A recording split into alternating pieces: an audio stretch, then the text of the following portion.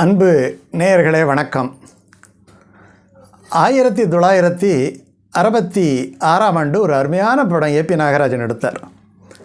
சரஸ்வதி சபதம் அப்படின்ட்டு அந்த படத்துக்கு பேர். ரொம்ப எளிமையான கதை தான். அதாவது இயல்பான வாழ்க்கையில் இருக்கக்கூடிய ஒரு விஷயத்தை எடுத்து ஒரு தெய்வீக படமாக மாற்றக்கூடிய ஒரு ஆற்றல் ஒரு திறமை ஏபி நாகராஜனுக்கு தான் உண்டு. ஏன்னா அவர் திரு சங்கர்தாஸ் அந்த நாடக குழுவில் இருக்கிற பாடல்கள் எல்லாம் அவர் நன்கு பயிற்சி பெற்றவர். அவரே பெரிய நாடக குழு எல்லாம் வச்சு நடத்தி இருக்கிறார். இதெல்லாம் ஒரு பக்கம் இருக்கட்டும். ஆனால் அதாவது ஒரு மனிதனுக்கு கல்வி தான் பெருசா, இல்லை நிறையா செல்வங்கள் இருந்தால் அவன் பெரியவனா, இல்லை வீரம் இருந்தால் அவனை பார்த்து எல்லோரும் பயப்படுவார்களா? இதுதான் ஒரு பிரச்சனை. இது தெய்வங்களுக்குள்ளே வந்துடும். ஏன்னா நம்ம தெய்வங்களையே கல்விக்கு ஒரு தெய்வம், செல்வத்துக்கு ஒரு தெய்வம், அப்புறம் வீரத்துக்கு ஒரு தெய்வம் என்று வச்சுருக்கிறோம் இல்லையா? அது ஒரு அடையாள குறியீடுகள். அது எப்படியாவது போட்டோம். ஆனால் இது மூன்றும் இருக்கணுமே தவிர தனித்தனியாக இருந்தால் சரியாக வராது. அது பிரச்சனையை தரும். அப்படிங்கிறத ஒரு தெய்வத்தினுடைய கதை வழியாக சொல்ல அவர் செய்த முயற்சி ஒரு பெரிய வெற்றி பெற்றது. அந்த படத்தினுடைய சிறப்பு அதுதான். கல்வியா செல்வமா வீரமா, ஒரு பட்டி மண்டப பாட்டாட்டமே அவர் அதை வச்சிருப்பார். கல்வியா செல்வமா வீரமா, அன்னையா தந்தையா தெய்வமா, எல்லாம் ஒன்றுக்குள்ள ஒன்று தானே இருக்குது, ஒன்றுக்குள் ஒன்றாக உருவானது அப்படின்ட்டு கடைசியில் சொல்லியிருப்பார். இதில் ஒரு பிச்சைக்காரிக்கு செல்வம் கிடைத்து அவள் மகாராணியாக ஆகிறாள். அவள் பிச்சைக்காரியாக இருக்கின்ற பொழுது தன்னுடைய வறுமையை நினைத்து பாடுவதாக ஒரு அருமையான பாட்டு. அந்த பாட்டினுடைய அற்புதம் சொல்லவே முடியாது. கவியரசு கண்ணதாசனை பொறுத்த வரையிலே அவர் இந்த பாடல்களுக்கான கருப்பொருளை எங்கே இருந்து எடுப்பார் என்று சொன்னால் பழைய இலக்கியங்களிலே இருந்து தான் எடுப்பார். அவருக்கு ரொம்ப பிடிச்ச அருணகிரிநாதர் பாட்டோ பட்டினத்தார் பாட்டோ இதுக்கு ஒரு அடிப்படையே கொடுக்கும். இப்போ இந்த பாட்டு அவள் பிச்சை எடுத்துக்கிட்டே பாடுறான். தாய் தந்த பிச்சையிலே பிறந்தேனம்மா, இன்று நீ தந்த பிச்சையிலே வளர்ந்தேனம்மா, ஏன் இந்த வாழ்க்கை என்று அறியேனம்மா, அந்த இறைவனுக்கு ஓய்வு நேர விளையாட்டம்மா. இந்த ஓய்வு நேர விளையாட்டு இறைவனுடைய விளையாட்டுங்கிறது கம்பன் அழகிலா விளையாட்டுடையாரவன் தலைவர். அந்த விளையாட்டுங்கிறது இறைவனுடைய விளையாட்டு, அழகிலா விளையாட்டு.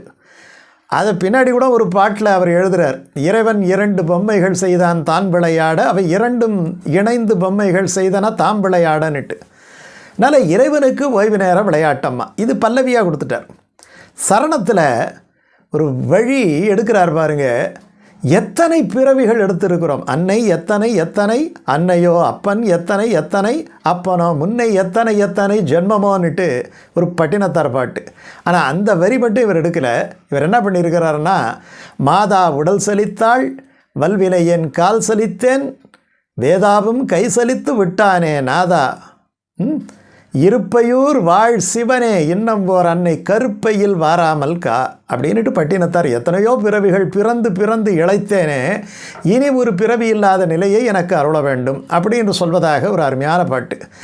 அந்த பாட்டை எவ்வளவு எளிமையாக கண்ணதாசன் அந்த சரணத்தில் போடுறார் தெரியுமா? பெற்றவள் உடல் சலித்தாள், பேதை நான் கால் சலித்தேன், படைத்தவன் கை சலித்து ஓய்ந்தானம்மா, இந்த பாவி வேறு ஒரு தாய் வயிற்றில் பரவேனம்மா, பாவி போர் தாய் வயிற்றில் பரவேனம்மா. பட்டினத்தடிகளுடைய பாட்டு. அதை எப்படியே அழகாக எடுத்து கொடுக்கிறார். அதுக்கு கேவி மகாதேவன் அற்புதமான இசை.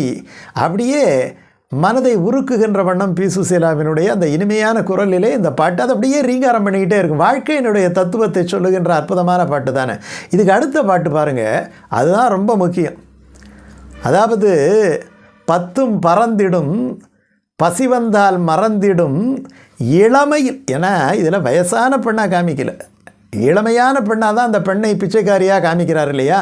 அதனால் ஒருவனுக்கு எது கொடுமை என்று சொன்னால் இளமையில் வறுமை, இளமையில் கொடுமை இந்த வறுமையம்மா என்றும் இதுதான் நீதி என்றால் இறைவன் வேண்டுமா என்றும் ஒரு இளமையில் வறுமை தெரியுது. ஔவையாரே பண்ண பாட்டு தானே.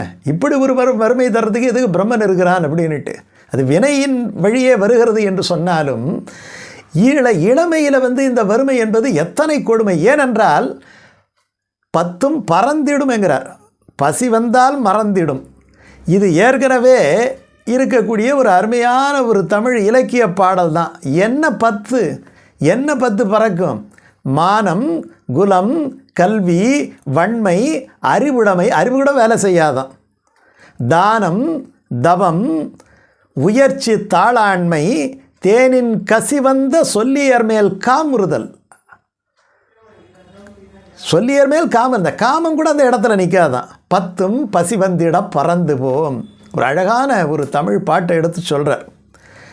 அதே மாதிரி மூதுரையில் இளமையில் வறுமை இன்னாது என்கிறார். இன்னா இளமை வறுமை வந்து எய்தியக்கால் இன்னா அளவில் இனியனவும் இன்னாத நாள் அல்லா நாள் பூத்த நன்மலரும் போலுமே ஆளில்லா மங்கைக்கு அழகுன்னுட்டு ஒரு பாட்டு இருக்குது. அதாவது ஒன்றும் இல்லை, பல்லில்லாத கிழவனாக இருப்பான், அவனுக்கு முறுக்கு கொண்டு போய் கொடுப்பான் இல்லையா? பல்லு நல்லா இளமை இருக்கும்போது அவனுக்கு 5 பைசா கூட கிடைக்காது. எத்தனையோ பேர் இருக்கிறான் இல்லையா? அதான் 2 மைனஸாக இருக்கும். இளமையில் உழைப்பான் உழைச்சிக்கிட்டே இருப்பான், சாப்பிட்றதுக்கு நேரம் இருக்காது. சரி என்னட்டு சரி இனிமேல் எல்லாம் சம்பாரிச்சிட்டோம், இனிமேல் உட்காந்து சாப்பிடலாம்னு சொல்லும் பொழுது டாக்டர் சொல்லிடுவார், இனி நீ கஞ்சியை தவிர வேறு எதையும் குடிக்கக்கூடாதுன்னுட்டு. அப்போது இந்த முதுமையில் நம்மக்கிட்ட இருக்கக்கூடிய செல்வமும் பிரயோஜனம் இல்லை, இளமையில் இன்னாதது என்று சொல்கிறார் இல்லையா, அந்த வறுமை அதுவும் ஒரு மனுஷனை இல்லாமல் போயிடும். ஏன்னா ஒரு பெண் தன்னுடைய கூந்தலிலே வைப்பதற்காக ஒரு மலர் தோட்டம் வைக்கிறான். ஆனால் அது பூக்கும்போது அந்த பெண் இல்லை என்று சொன்னால் ஆள் இல்லாத மலருக்கு எது அழகு? அப்படி ஆயிடுமா. இதைத்தான் சொல்கிறார், 10ம் பறந்திடும் பசி வந்தால் மறந்திடும் இளமையில் வறுமை இந்த கொடுமையம்மா. இதுதான் நீதி என்றால் இறைவன் வேண்டுமா? தாய் தந்த பிச்சையிலே பிறந்தேனம்மா, இன்று நீ தந்த பிச்சையிலே மலர்ந்தேனம்மா, ஏன் இந்த வாழ்க்கை என்று அறியேனம்மா, ஏன் இந்த வார்த்தை என்று அறியேனம்மா, இறைவனுக்கு ஓய்வு நேர விளையாட்டம்மா. இது இறைவனுக்கு ஓய்வு நேர விளையாட்டம். ஒரு அழகான பாட்டு இந்த சரஸ்வதி சபதத்தில் கவியரசு கண்ணதாசன் கொடுத்துருக்கிறார். அவருக்கே உரிதான மிக அருமையான பாட்டு. இன்றைக்கி கேட்டாலும் கூட நம்முடைய மனது அவ்வளோ அற்புதமாக இருக்கும். அற்புதமான பாட்டு இந்த பாட்டு.